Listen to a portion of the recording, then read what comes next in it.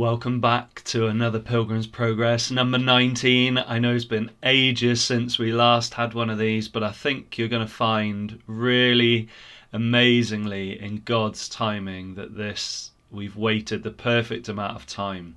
So here we go. Christian and hopeful have escaped Vanity Fair and they've escaped all sorts of dangers, and they get to this amazing place where there's this lush, cool river running through.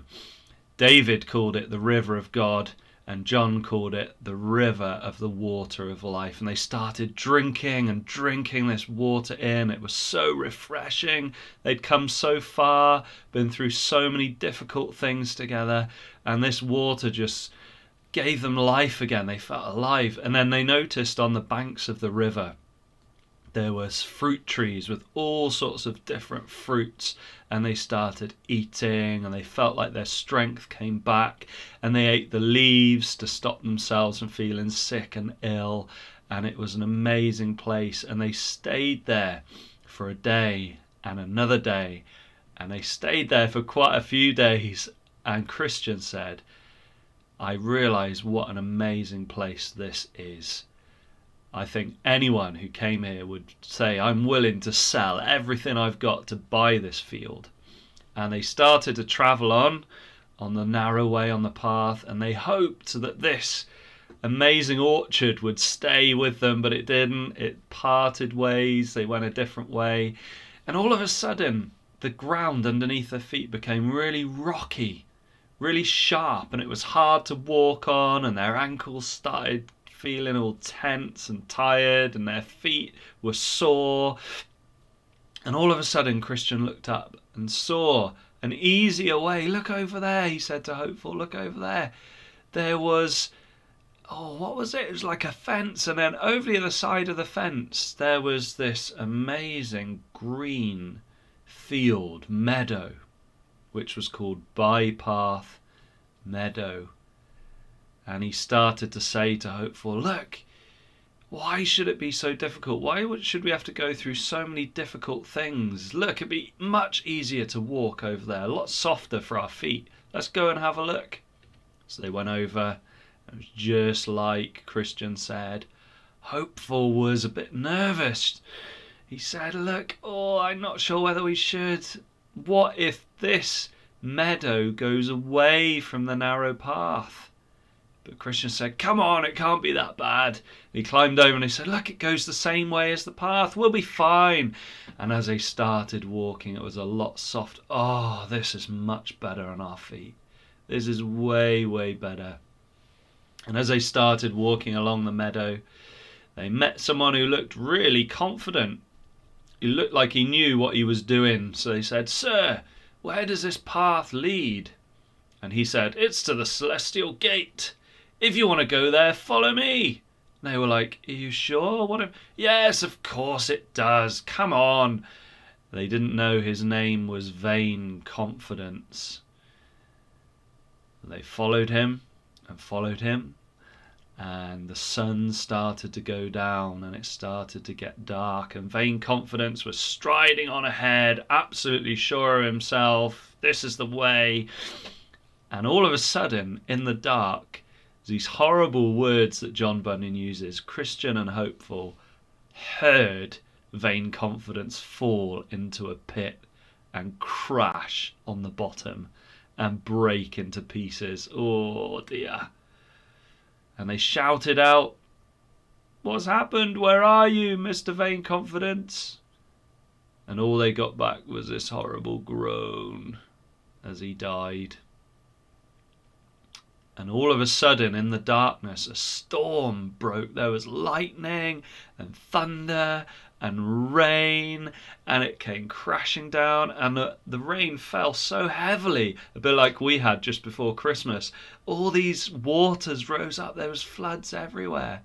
And Christian was so sorry he'd brought Hopeful this way. And he said, I'll lead us back. And Hopeful said, no, your mind isn't in the right place. I'll lead us back. But they tried and they couldn't find their way. It was so dark. In the end, they just found one safe spot, and they sat there all night just despairing. They were, oh, we can't find our way back to the King's Highway, to the narrow path. And as the sun started to rise, they fell asleep. They didn't realize that not far from where they were sleeping there was a huge castle, because it was dark when they fell asleep. But what woke them up was a huge shadow over the top of them. There was this huge giant with a club and a claw, and he looked so ugly. His name was Giant Despair. And as they woke up, they were terrified. And he said, "Who are you? You've trespassed on my land. This is my land. You're not allowed here. How dare you? You have to come with me." And they had to go. He was a lot stronger than they were. They had to go with him. And he threw them in this horrible dungeon which stank. It was, oh, you could hardly breathe. It was so smelly, disgusting. And he didn't feed them, didn't give them anything to eat, anything to drink for 3 days. They stayed there from Wednesday all the way through to Saturday. Christian said to Hopeful, "I am so sorry that I've brought you to this place. It's my fault. If I hadn't have wanted an easier way in that meadow, we would have never come here. I'm so sorry." And the feeling of despair, this giant despair, crept into them. And for those 3 days, they had some horrible experiences. Horrible things happened to them. The giant's wife was named Diffidence, or no faith, no trust, no hope. And when Giant Despair told her that she'd found these 2 pilgrims, she said, beat them really hard. And every day, those whole 3 days, the giant was so strong, and he just overpowered them. He whacked them with his club, he beat them and bruised them over the head. They just thought, oh, this is hopeless, this is pointless, there's no way out. They were trapped, they were locked in. And he beat them senseless. They were bruised, they gave up, they even forgot where they'd come from, forgot where they were going for a little time. They just despaired. They thought, there's no way out. This is just going to be it now. And to make it worse, the giant's wife, Diffidence, Mrs. No Faith, no hope, no trust, she came and told them, "You're never going to get out of here," as the door smashed shut. "You might as well poison yourselves or hang yourselves or kill yourselves, because your life is just going to be bitter." And they were so depressed. They were in so much pain. The thought crossed Christian's mind, it's because of my sin, because of my wrong that we're here. It would be better. He started to listen to her. And Hopeful said, don't think like that. Remember Apollyon in the valley of the shadow of death? He couldn't crush you. All the things you've heard and seen and felt in the shadow of death, they haven't destroyed you. Think about all the hardship, terror and amazement you've already gone through. What's happened to your courage? And Christian started to feel a bit of courage and hope again. He said, "Oh, why? You're always so hopeful. That's amazing. Really, really helps me." Nothing had been able to crush him so far. Why should this? But the next day the giant showed them all the bones and skulls in his yard. Some were broken, smashed up, and some were burnt. And he said, "These were all the pilgrims that I caught before you. There's no escape." And they felt that fresh despair. Oh no, we're never going to get out. There's no hope. Nothing's ever going to happen. But it was Saturday night, and the giant and his wife had gone to bed. And at midnight, 1 second after midnight, as they went into Sunday morning, they started to pray. And all of a sudden, Christian remembered, I have a key. And he pulled it out. And this key, he said, is called promise. which was given to me ages ago, and I totally forgot I had it.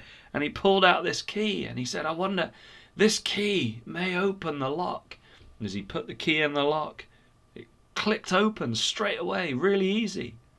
And the door opened and smashed open. They were free from their prison. And he said, I'm so stupid. I despaired. I forgot. The king has given all this key of promise as help. He said, let's try another door. So they kept trying all the doors open, one key for all the doors. One by one, they opened door after door until they got to the last door. And the last door creaked with such a loud noise it woke the giant up. And Hopeful was like, quick, unlock it. And he was struggling, but he got it open. And they ran out just in time. And by now the sun was rising on Sunday morning. And as the giant tried to chase them out into the light across the field back onto the King's Highway, a strange thing happened. As the light of the sun hit the giant, he lost the use of it. His arms didn't work. They started shaking and his hands were shaking, and he couldn't get them to work, and his legs went all wobbly, and he had to go and hide back in his castle. And Christian and Hopeful were safe. They were out of the giant's jurisdiction. They were away from the place where he had power and control, back safely onto the King's Highway. What an adventure. They were saved again from that terrible place. Well, let's go back over today's story to see what we can learn. There's these amazing times, like in Psalm 23, where we know when we trust in Jesus, he leads us to these quiet waters, this refreshing time, and he just reminds us of how amazing he is to us. And I'm sure if you've known Jesus, you've had times like that. Times when he just refreshes you, helps you, pours out his spirit, helps you to keep going. He feeds you with good food from the Bible, from his word. And you wish that those times would never end, when you feel really close to Jesus and you feel like nothing can get in the way. If you haven't trusted in Jesus, make him your shepherd today. Believe in him. He can lead you to those still waters, that amazing place where you can lie down and know peace and rest and forgiveness. But it doesn't always continue like that. It is going to be like that in the new heavens and new earth forever, but it's not always like that. Sometimes, straight after we have an amazingly refreshing time, we can have times when things go wrong and they get hard, just like Christian and Hopeful. Their feet got sore and they wished it was easier. Sometimes we can think things are so hard as a Christian, one thing after another, like with this lockdown and then another lockdown, being at home, having to do school at home, not seeing friends. It can just seem so hard. We can start looking for an easier way than following Jesus through all the different trials we have. And that's what they found. They found a different way, another way that looked better, and it was more comfortable. But when they climbed over into it, they met this guy, Vain Confidence. And when we look for an easier way than the path that Jesus has put out for us to follow, and we start to maybe choose it instead of him, and we think things get easier, we can become proud. That's what Vain Confidence, we can be like, oh, this is easy, look. I found a different way to heaven. I found an easier way to walk on. We can start getting proud and cocky, and that's Vain Confidence. He was striding along, wasn't it? And what do we know? That pride comes before a great fall. Anyone who gets too confident in themselves, and stops trusting in Jesus and listening for his voice, will fall into a deep pit. And what a terrible thing. Maybe you've been there. Jesus has given you an amazing, refreshing time. Things then have got hard, and you've wandered off, and you've got proud in your own way, and you've fallen hard. Well, Christian and Hopeful were like that night in the storm. And Christian regretted his sin. He was like, it is my fault, we're here. And when we sin, it is our fault, isn't it? That we feel darkness, we feel guilt, we feel frustration, we don't like ourselves very much. And this feeling, this is where giant despair comes in. Sometimes we get so overwhelmed with how bad we are, the things we've said, the things we've done against Jesus, the mess we got ourselves in, that it's like this overwhelming feeling of despair, of hopelessness, isn't it? Like, oh, this is never going to change, this lockdown, I'm never going to change, everything's bad all the time. And he comes and he's far more powerful. When we get lost in ourselves and our circumstances, what happens to us? We can despair and we can become overwhelmed and just locked in that place. I wonder if you've ever been, as a Christian, locked in like a prison where you just despair, where everything feels dark, you can't remember who you are, you forget everything about Jesus, and you even think, maybe even consider, look, dying's better than this. We need to remember the words of Hopeful. Remember what she said to Christian. Look, Jesus has kept you up until now. He won't let you be overpowered. He won't let you be tempted beyond what you can be bearing. Don't be tempted to end everything. Don't be tempted. Jesus is with us. Now, I wonder if you've ever been like that, just beaten by despair. You must remember Jesus. But sometimes it's hard, sometimes it's difficult, sometimes things get so bad, it's like we're senseless, isn't it? We bruise so much. And we start listening. We start thinking, well, look, others have got lost here and been lost forever.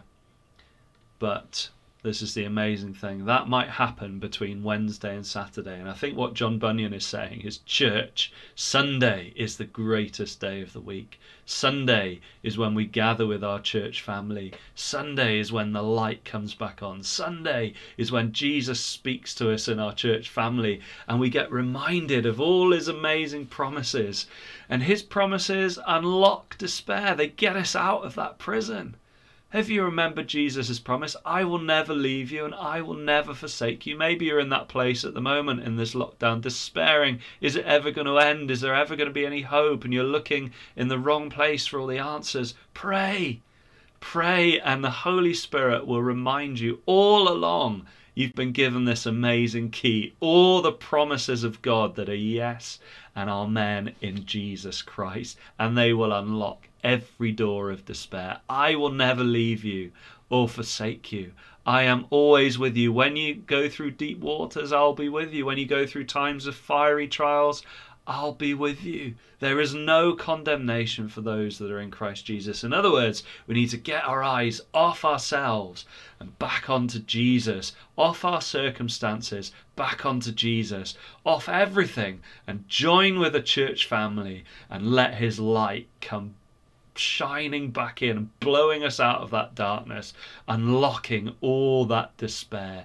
Christian and Hopeful could have got out of there straight away. And so much of our time is wasted in despairing because we forget Jesus' words and promises to us. We need to put them into practice. And what happens? The giant reaches the end of his control. When the light shines in, he has no power over them. It was only while they were focusing on themselves and their sin and what they'd done wrong that he had hope, he had power. As soon as they turn back to Jesus, they can be free and they come out safely. Important lessons we need to learn during this next lockdown. Here's some more Bible study you can do. So Psalm 23, Psalm 46. Who refreshes us as Christians? John 13, Luke 22. What did Jesus warn Peter about? Did he listen? What happened? 2 Corinthians and John. What do we face when we follow Jesus? How do we stop despairing? What are some of God's promises that can help us? And then you can add Bypath Meadow, Giant Despair, and the Castle and the Dungeon, Vain Confidence, all to your map if you're still drawing it. And then have a think, in the Bible, who got crushed by despair? And how did Jesus help them? And how can Jesus help you when you feel like despairing and giving up? Praying that Jesus would really speak to you. God bless. See you soon.